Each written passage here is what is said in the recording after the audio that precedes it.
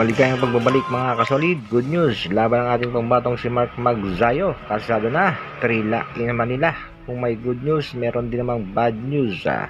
Sparks ng boxing, posibleng maban sa bansang Japan. Update sa laban ni Cuadrolas Jan Casimiro na sinasabing sa buwan ng December, pinabulaanan. Yan ang ating mga pag-uusapan. Pero bago yan, pa-like, pa-share at pa-subscribe sa ating munting channel. Para sa ating unang balita, marami nga nag-aabang sa sunod na laban ng ating pangbatong si Mark Magnifico Magsayo na sinasabi nga nitong main event. Ayon nga sa ilang boxing fans, ay posible daw itong si Oshaki Foster ang mga kalaban ng ating pangbato. Pero nilinaw na nga yan mga kasolid ng Manny Pacquiao promotion headed by the President, Mr. Shan.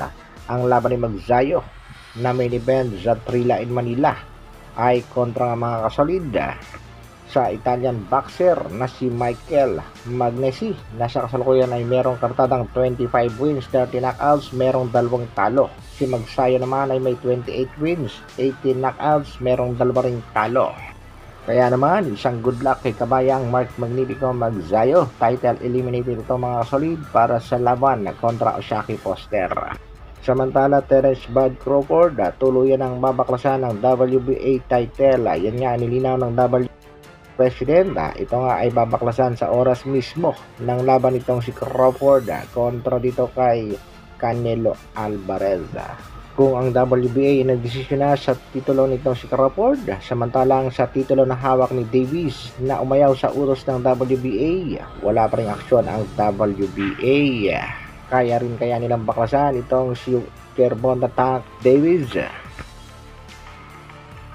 Sa kabilang balita naman mga kasolid, maugo nga ang balita na itong ating pambatong si Angas ng Pinas ay lalaban sa buwan ng December. Ayon nga kay Pau ay galing mismo yan mga kasolid sa mismong promoter ni Jandal Casimiro, pero pinabulaanan nga yan mga kasolid ni Cuadrolas It's My Boy at sinabi nga hindi totoo na December ang laban ng ating pangbatong si Cuadrolas Jandal Casimiro at sinikundahan naman mga kasolid ni Tol Boss Richton at sinabi nga mali daw ang pinapakalat ng iba, hindi December to remember ang laban ng Angas ng Pinas. Depensa naman itong si Pau, ang promoter daw na si Koki Kameda ang nagsabi na December ang laban ni Jandal Casimiro. Kaya mga kasolid, hintay lang tayo sa update kung kailan ba talaga ang laban ng nag-iisang Angas ng Pinas, Cuadrolas.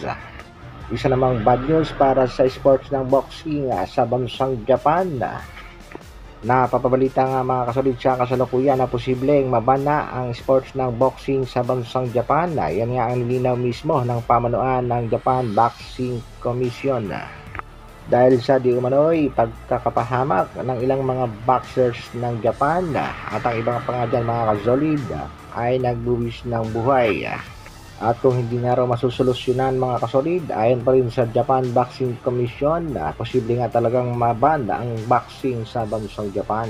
Pag nagkataon, mapapaaga ang pagretiro nitong si Japanese Master Naoya Inoue. Kaya mga kasolid, abang-abang lang sa mga latest update at balita, lalong-lalo na sa nag-iisang Angas ng Pinas. Hanggang dito na lang. Maraming salamat sa patuloy na pagsuporta at panonood. Mabuhay, Dr. Alvin Vlogs. Bro.